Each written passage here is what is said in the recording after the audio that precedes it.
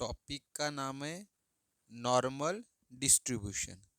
तो क्या दिया है क्वेश्चन में, in a sample of 1000 case.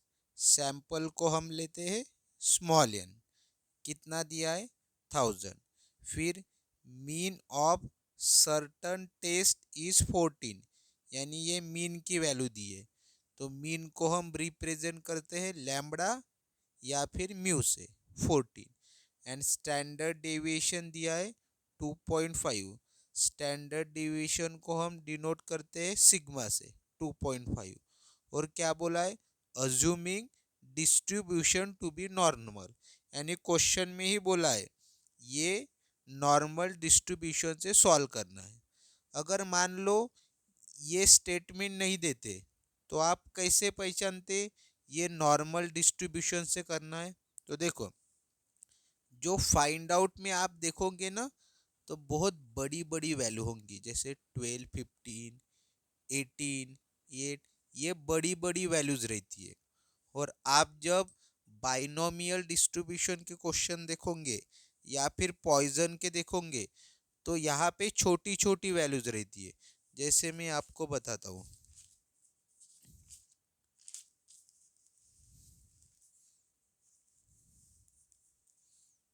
जैसे ये देखो, ये बाइनोमियल का है। तो देखो फाइंड आउट में देखो 5, 3, 2, छोटी छोटी वैल्यू। जैसे ये पॉइजन का है, तो देखो 2, 5, 1, 3, छोटी छोटी वैल्यूज रहती है इनमें।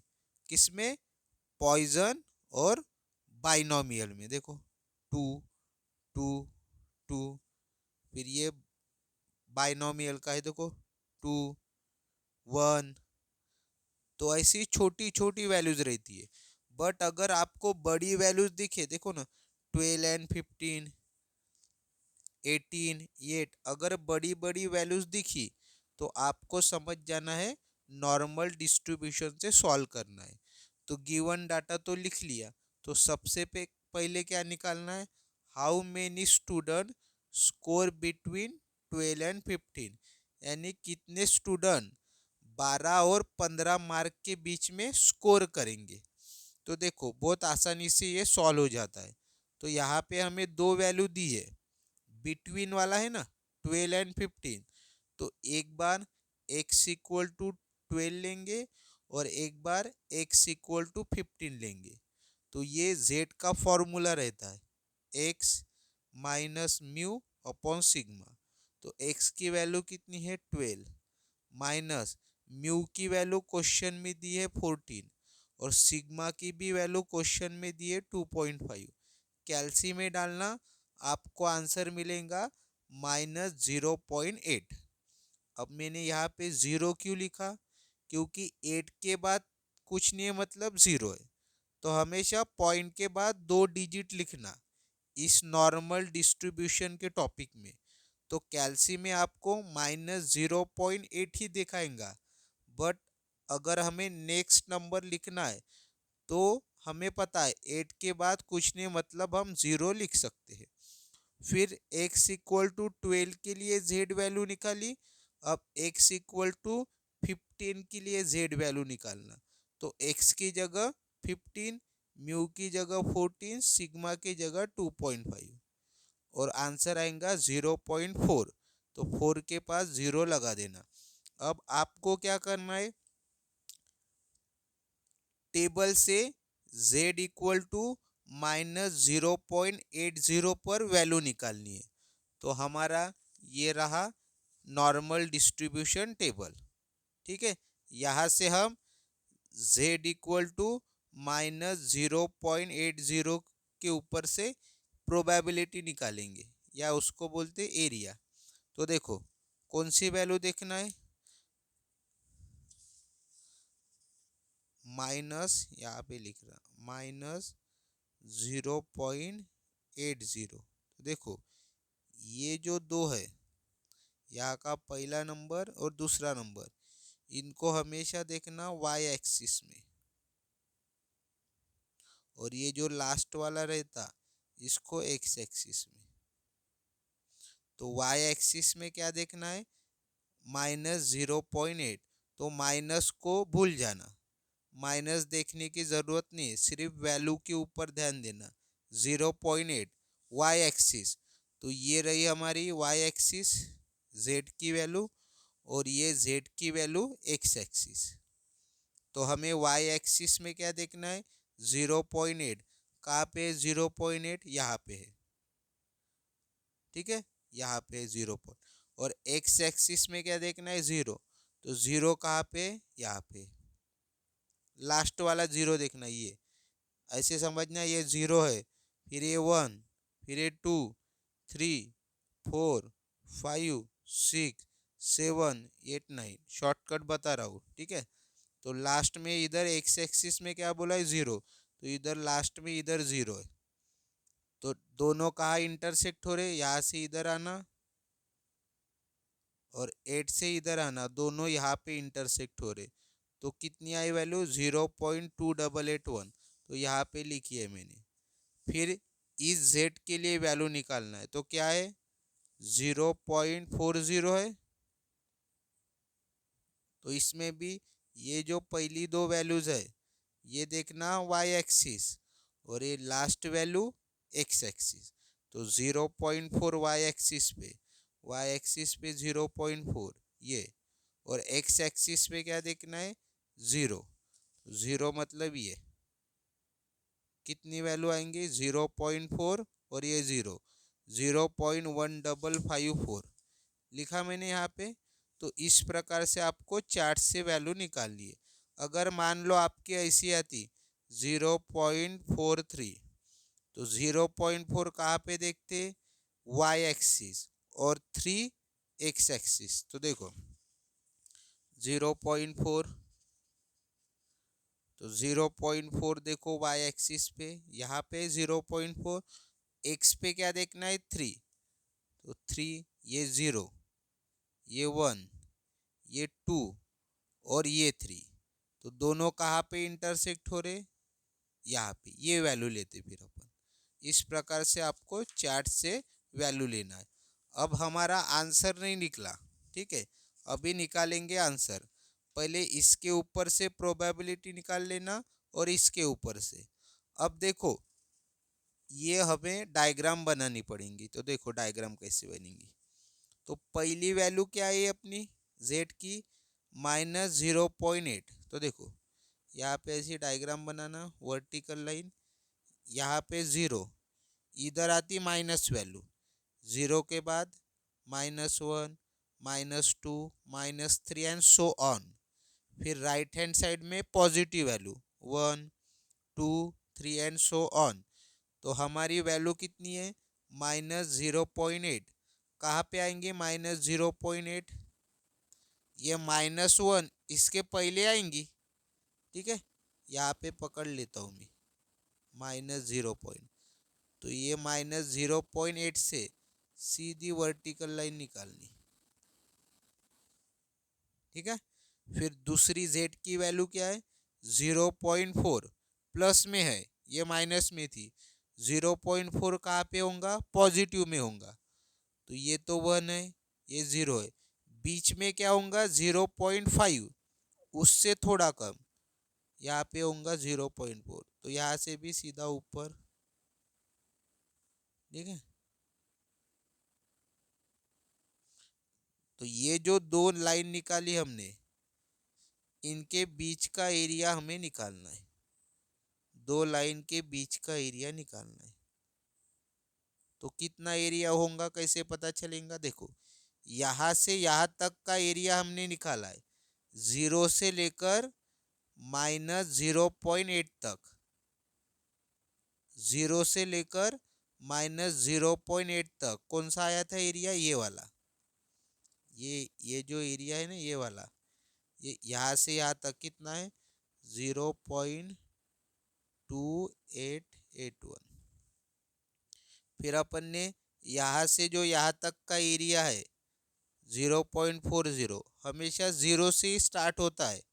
यानी ये जो अपना वैल्यू आई है ना, ये किसके लिए आई है, z इक्वल टू 0 to 0.40 के लिए ये वैल्यू आई है। ठीक है। और ये वैल्यू किसके लिए आई है, z इक्वल टू 0 to -0.80 के लिए आई है। ठीक है, तो ये वैल्यू किसके लिए है, 0 to 0.40। तो 0 तो यहाँ है और 0.40 यहाँ पे है। तो यहाँ से यहाँ तक का एरिया भी हमें पता है कितना है, 0.1554।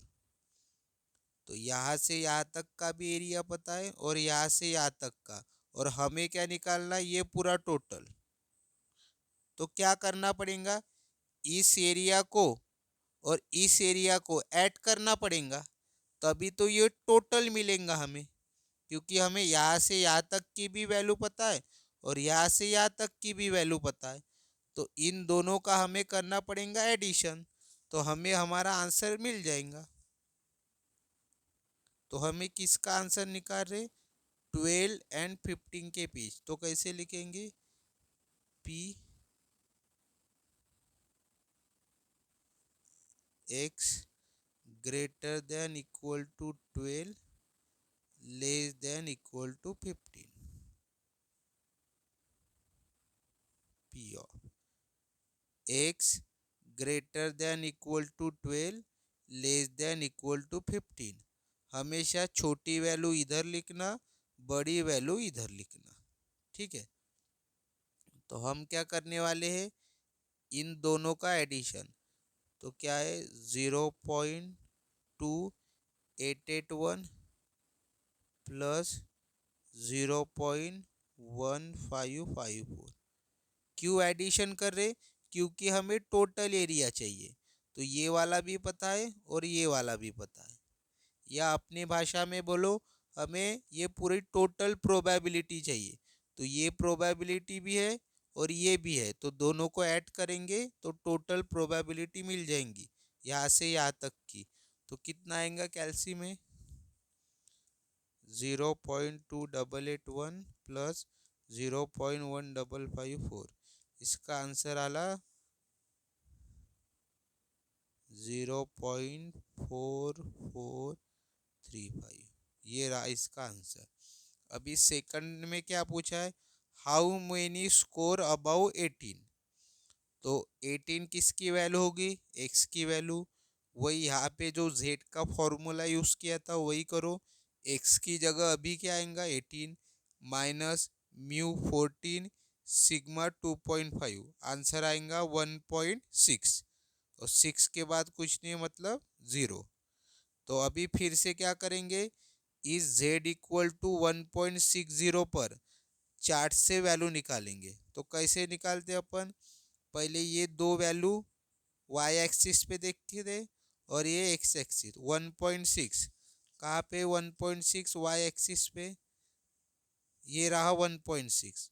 और x एक्सिस में 0 देखना है, यानी ये कितनी वैल्यू है, 0.4452 लिखा है, 0.4452। अभी यहाँ पे तो दो वैल्यूज थी, यहाँ पे एक ही है, तो एक ही प्रोबेबिलिटी की वैल्यू आएंगी। तो देखो आंसर कैसे निकलेगा। फिर ये वैल्यू निकालने के बाद ये डायग्राम बनाना। डायग्राम बनाने के बाद हमें पता चल जाता है एडिशन करना है कि सब्ट्रैक्शन करना है। तो देखो यहाँ पे z की वैल्यू क्या है, 1.60। कहाँ पे आएंगी, ये 1 है, ये 2 है, बीच में 1.5 होगा, उसके थोड़ा आगे तो यहाँ पे है, तो यहाँ से सीधा ऊपर। ठीक है, यहाँ से सीधा ऊपर जाना। और फिर देखना क्वेश्चन में क्या बोला है, हाउ मेनी स्कोर अबव बोला है, ये इंपॉर्टेंट वर्ड है। हाउ मेनी स्कोर अबव 18, यानी 18 से ज़्यादा। अगर अबव बोला तो हमें इधर जाना, राइट हैंड साइड में।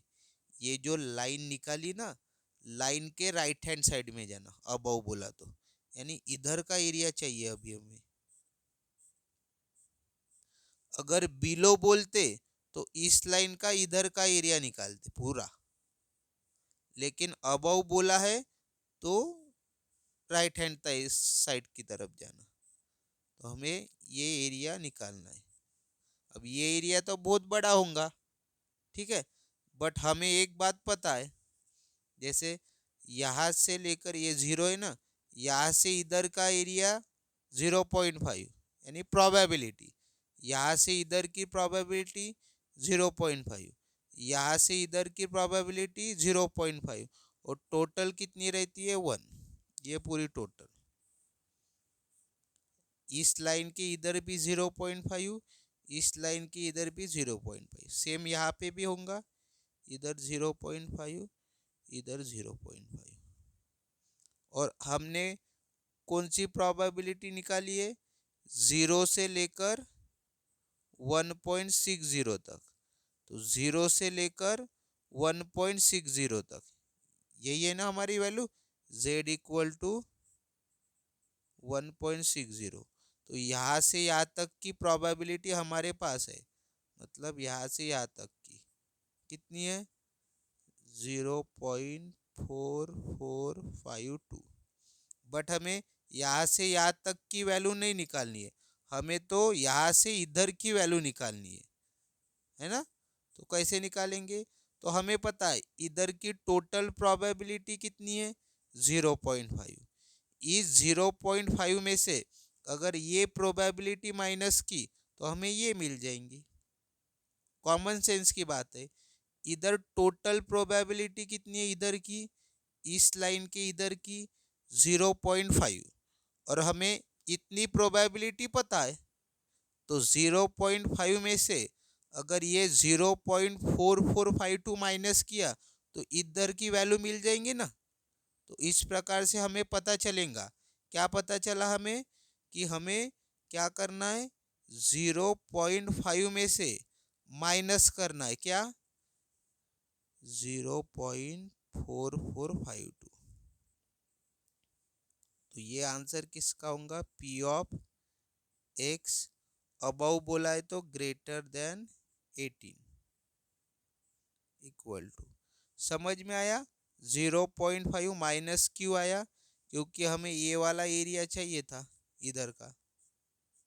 अब ये तो बहुत बड़ा एरिया, हमें तो पता नहीं चल रहा था ऐसे, बट हमें ये पता है कि इधर का टोटल एरिया है 0.5, यानी इधर की टोटल प्रोबेबिलिटी है 0.5, और हमें इतनी प्रोबेबिलिटी पता है, तो 0.5 में से इतनी प्रोबेबिलिटी माइनस की तो ये वाली प्रोबेबिलिटी मिल जाएंगी, ये वाला एरिया मिल जाएगा। तो कितना आएगा, 0.5 माइनस 0.4452, कितना आंसर आया, 0.0548। इस प्रकार से आपको निकालना है। फिर उसके बाद लास्ट में क्या पूछा है, how many score above 8, how many score above 8, तो x की वैल्यू 8, सेम फॉर्मूला, x की जगह 8 डालो, म्यू की जगह 14, सिग्मा की जगह 2.5, आंसर आया -2.40। फिर टेबल में क्या देखते हैं अपन, चार्ट में, इन दो वैल्यू को y एक्सिस पे, इसको x एक्सिस पे, तो माइनस माइनस को तो देखने की ज़रूरत नहीं है, सिर्फ 2.4 यहाँ पे है, और x में तो 0 ही देखना है, कितनी आई, 0.4918, 0.4918। तो अभी इसके बाद बनाना डायग्राम, तो इधर की वैल्यू ज़रूरत ही नहीं है क्योंकि माइनस में है हमारी, तो ये कितना आया, -2.4, कहाँ पे होगा, ये -2, ये -3, बीच में होगा -2.5, उसके थोड़ा इधर, तो वहाँ से सीधी लाइन निकालते अपन, ये वैल्यू कौन सी है, z इक्वल टू -2.40। तो हमें यहाँ से यहाँ तक का एरिया पता है, कितना है, 4918, बट हमें कौन सा एरिया निकालना है तो देखते हैं, क्या बोला है, हाउ मेनी स्कोर अबव 8, 8 से ज़्यादा, ठीक है, 8 से ज़्यादा, अबव बोला तो मैंने क्या बोला था, राइट हैंड साइड में जाना, हमेशा अबाउ बोला या फिर कभी कभी बोलेंगे मोर देन। तो जो भी आप लाइन निकालते हो, अगर अबाउ या फिर मोर देन बोला तो हमेशा राइट हैंड साइड में जाना, और अगर लेस देन या फिर बिलो बोला तो हमेशा लाइन के लेफ्ट हैंड साइड जाना। आप लाइन निकालोगे ना, सबसे पहले z इक्वल टू -2.40 पर लाइन निकालोगे, बराबर है। जो भी वैल्यू आएंगी, मोर देन बोला तो लाइन के राइट हैंड साइड में, लेस देन बोला तो लाइन के लेफ्ट हैंड साइड में। यहाँ पे अबव बोला है यानी मोर देन ही है, तो राइट हैंड साइड में जाएंगे। तो इधर का एरिया चाहिए, ये पूरा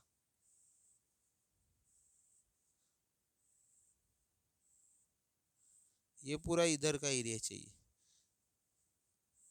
इस लाइन के पूरा इधर वाला। तो हमें क्या क्या पता है, इधर का एरिया रहता 0.5 पूरा इधर का, और इधर का भी क्या रहता 0.5। ठीक है, तो हमें क्या चाहिए, यहां से लेकर पूरा यहां तक का एरिया चाहिए। देखो ना, राइट हैंड साइड में तो पूरा आएंगे ना ये, तो कैसे निकालेंगे, देखो यहां से यहां तक का एरिया पता है कितना है 0.4918, और यहां से इधर का भी एरिया पता है कितना रहता हमेशा 0.5। मतलब इस एरिया में ये 0.5 को ऐड करेंगे तो टोटल एरिया मिल जाएगा। समझ में आया, ये एरिया हमें पता है जो हमने चार्ट से निकाला, यहाँ से यहाँ तक का कितना है 0.4918, और इधर का एरिया तो पहले से पता रहता 0.5। तो हमें तो पूरा टोटल चाहिए यहाँ से लेकर पूरा यहाँ तक, तो इस एरिया को और इस एरिया को ऐड करेंगे तो हमें टोटल मिल जाएगा। तो क्या करना पड़ेगा यहाँ पे, P ऑफ x अबव है तो ग्रेटर का आएगा, और 8 इक्वल टू ये कौन सी वैल्यू है 0.4918 प्लस करना पड़ेगा 0.5। पहले 0.5 भी लिखा तो भी कुछ फर्क नहीं पड़ेगा क्योंकि प्लस साइन है। तो 0.4918 प्लस 0.5 कितना आंसर आया 0.9918। तो इस प्रकार से आपको नॉर्मल डिस्ट्रीब्यूशन का क्वेश्चन सॉल्व करना है। ठीक है, तो देखो इस क्वेश्चन में तो सिग्मा भी गिवन था और मीन भी गिवन था, बराबर है। तो कभी कभी गिवन नहीं होगा, तो ये क्वेश्चन थोड़ा बता देता हूँ। जैसे यहाँ पे क्या बोला है, a machine produces bolts which are 10% defective. तो हमें पता है कितने बोल्ट्स डिफेक्टिव है 10%। तो प्रोबेबिलिटी ऑफ डिफेक्टिव आइटम उसको पी लेते अपन। ठीक है, अगर 10% डिफेक्टिव दिखा तो डिफेक्टिव मतलब समझ जाना पी है।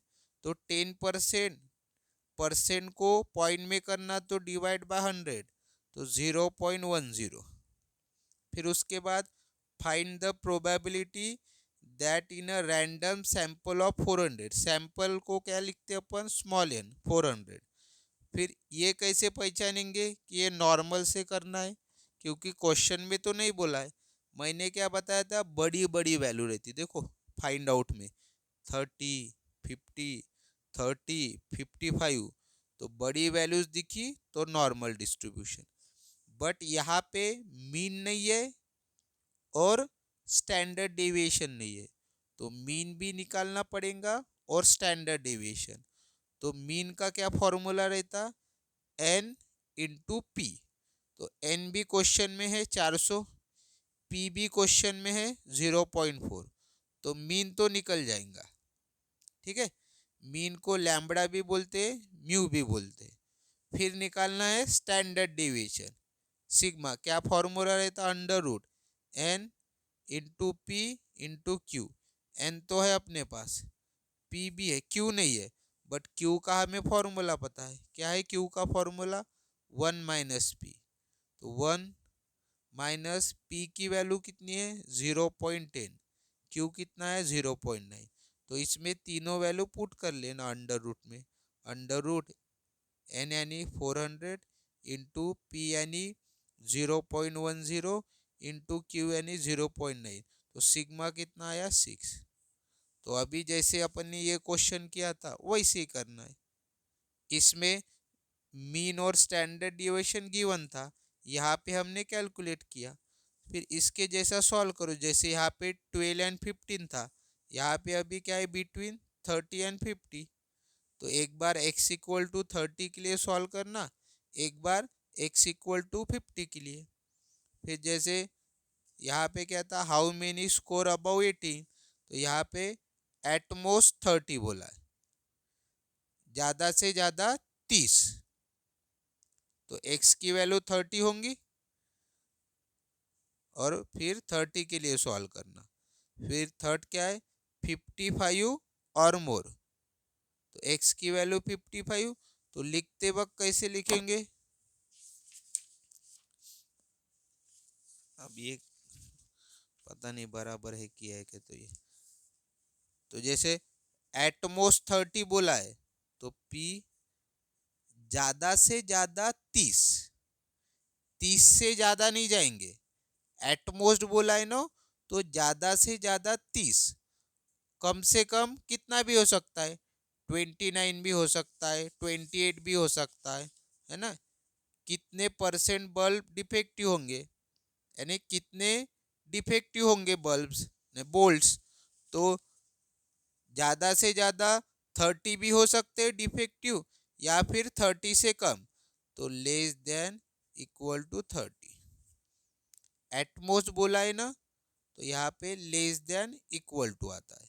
अगर एटलीस्ट बोला, मान लो एटलीस्ट 30 बोलते, तो साइन उल्टा हो जाता। क्या? P x greater than 30।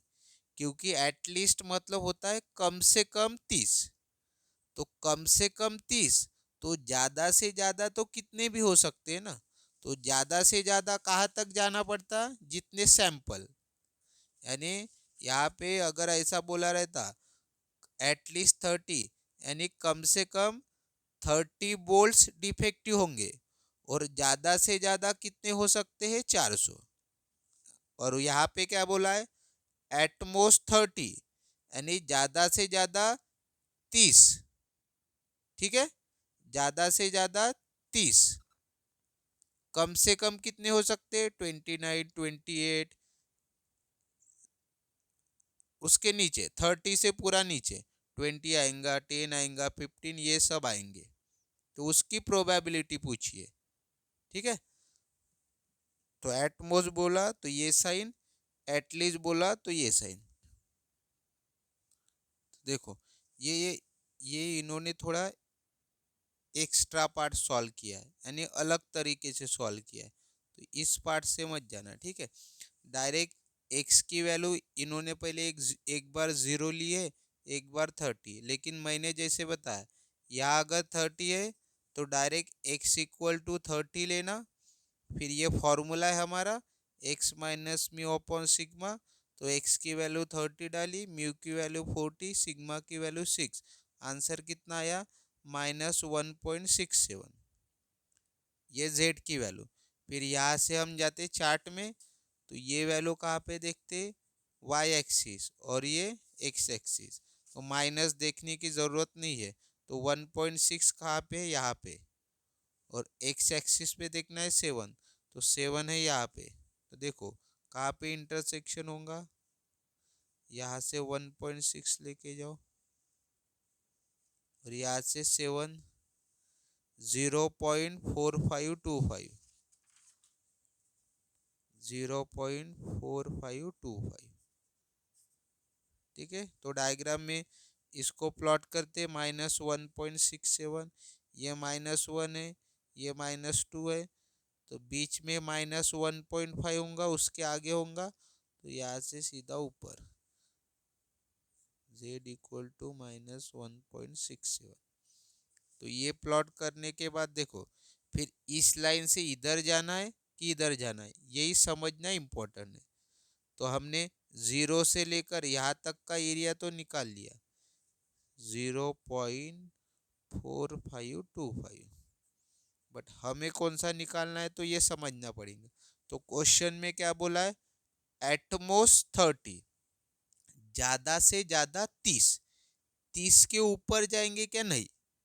देखो अगर 30 के ऊपर जा रहे थे तो वो मोर होता, 30 से ज्यादा, तो ज्यादा मतलब मैंने बताया था राइट हैंड साइड, ज्यादा मतलब क्या होता है, मोर ना। तो जब भी मोर रहेगा या फिर अबाव रहेगा तो राइट हैंड साइड में जाएंगे। लेकिन यहाँ पे बोला एटमोस्ट 30, ज्यादा से ज्यादा 30, 30 के ऊपर नहीं, 30 से कम ही होगा। इसी तो लिखा था x less than equal to 30, या तो 30 या 30 से कम। तो 30 से कम यानी लेस, तो लेस बोला तो लेफ्ट हैंड साइड में जाना पड़ता है। तो ये वाला एरिया हमें निकालना है।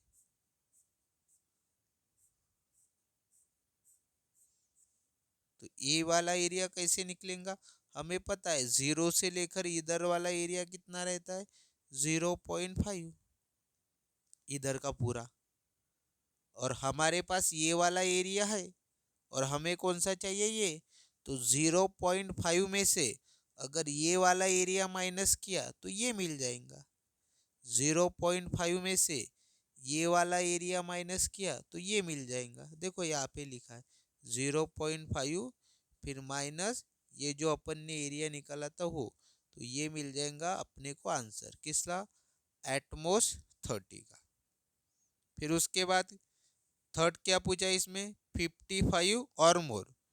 तो मेरे मेथड से जाना, डायरेक्ट एक्स की वैल्यू क्या लेना, 55 डालना, 55 म्यू की वैल्यू डाली, सिग्मा की वैल्यू डाली, क्या आया 2.5। तो 2.5 इसके बाद कुछ ना मतलब 0। तो ये देखते अपन वाई एक्सिस में, ये एक्स एक्सिस में। तो 2.5 कहाँ पे है, यहाँ पे है। और एक्स एक्सिस में तो 0 ही देखना है। तो कितनी आएंगी वैल्यू, 0.4938, 0.4938। ठीक है, तो फिर अभी डायग्राम बना लेते, डायग्राम ही इम्पोर्टेंट है।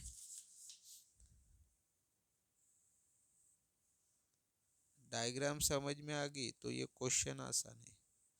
ये तो 0 लेते अपन, फिर हमारी वैल्यू माइनस में है कि प्लस में, +2.5 है, यानी इधर का ही काम है हमें।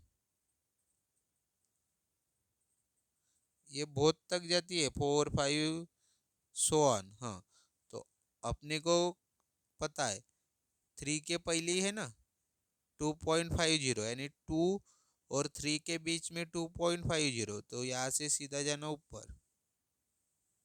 ठीक है, ये है z इक्वल टू 2.50। फिर जैसे लाइन खींची हमने वर्टिकल, फिर हमें पता करना पड़ता है राइट हैंड साइड में जाए कि लेफ्ट हैंड साइड में जाए। तो क्वेश्चन देखना, 55 और मोर, डायरेक्ट मोर बोला है, तो मोर के लिए मैंने बोला था राइट हैंड साइड में जाना। मोर मोर रहे, या फिर क्या रह सकता है यहाँ पे, अबाउ, ग्रेटर, ऐसा दिखा तो लाइन के हमेशा राइट हैंड साइड। और अगर लेस रहा, बिलो रहा, ठीक है, स्मॉलर, ऐसा रहा तो लाइन के लेफ्ट हैंड साइड। मोर बोला तो right hand side, left less बोला तो लेफ्ट हैंड साइड। यहाँ पे 55 और मोर बोला है, या तो 55 या उससे ज़्यादा, तो हमेशा जाना राइट हैंड साइड। तो इधर का एरिया हमें चाहिए। तो हमें हमें पता है यहाँ से यहाँ तक का एरिया तो हमने निकाला है, कितना है 0.4938। बट हमें यहाँ से यहाँ तक का एरिया नहीं चाहिए, यहाँ से इधर का चाहिए। तो हमें तो पता है इधर का पूरा कितना होता है 0.5 इधर का पूरा। तो हम क्या करेंगे, 0.5 में से इतना एरिया माइनस कर लेंगे तो ये वाला मिल जाएगा। 0.5 में से ये माइनस करेंगे तो ये मिल जाएगा। मतलब क्या होगा, P of x greater than equal to 55, क्योंकि 55 भी बोला है इसलिए इक्वल टू भी आएगा, और मोर भी बोला है तो यानी ग्रेटर। तो 0.5 माइनस 0.4938, तो कैल्शियम में कितना आएगा इसका, 0.5 minus 0.4938, 6.2 into 10⁻⁻3।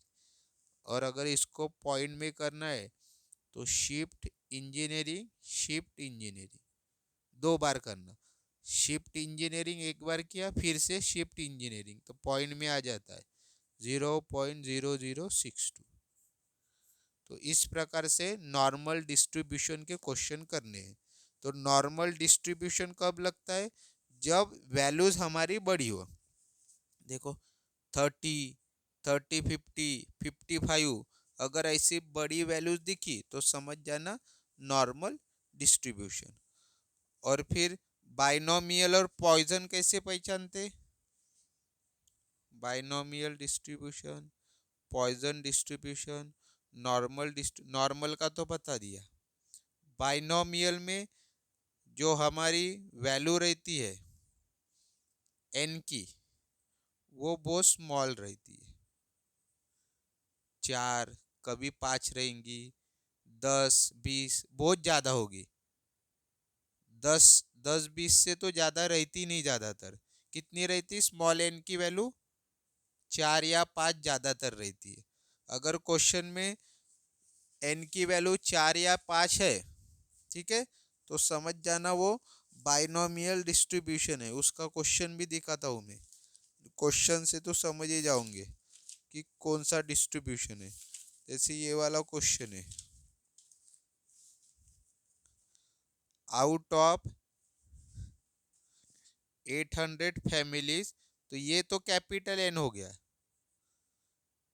With 4 children each, यानी 800 फैमिली है, हर फैमिली में 4 बच्चे हैं, तो ये जो 4 है ये स्मॉल एन हो गया।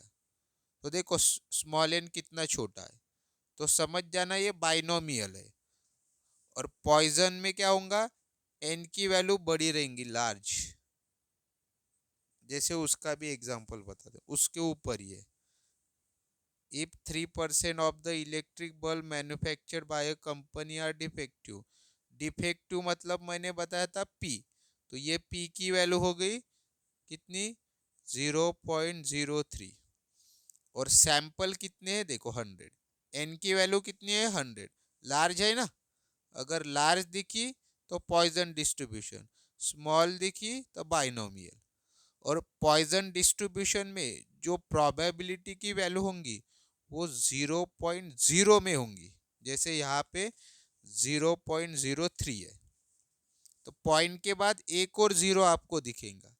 लेकिन बाइनोमियल में वैसा नहीं है। देखो बाइनोमियल में जैसे इस क्वेश्चन में प्रोबेबिलिटी कितनी है, assume equal probability for boys and girl, ऐसा लिखा इक्वल प्रोबेबिलिटी, मतलब पी भी 0.5 हो जाता है, क्यू भी 0.5 हो जाता है। तो देखो पी कितना है 0.5 है, यहाँ पे जीरो आया क्या, नहीं, लेकिन पॉइजन में देखो 0.0 आता है। तो पॉइजन में पी की वैल्यू बहुत छोटी रहती है और एन की वैल्यू बड़ी रहती है। बाइनोमियल में उल्टा है, पी की वैल्यू थोड़ी बड़ी रहती है इससे और एन की वैल्यू छोटी रहती है। तो इससे आपको समझना पड़ेगा बाइनोमियल लगाना है कि पॉइजन लगाना है।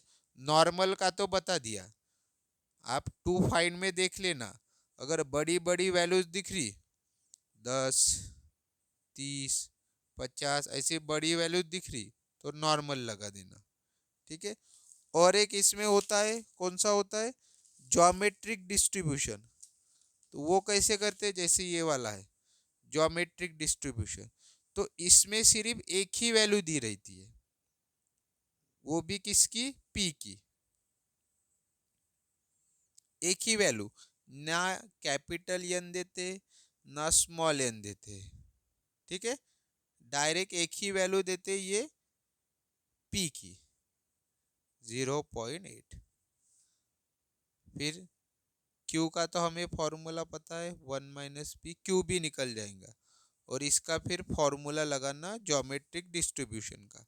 तो अगर क्वेश्चन में एक ही वैल्यू दी है तो समझ जाना वो ज्योमेट्रिक डिस्ट्रीब्यूशन का क्वेश्चन होगा। तो इस प्रकार से आपको पहचानना है।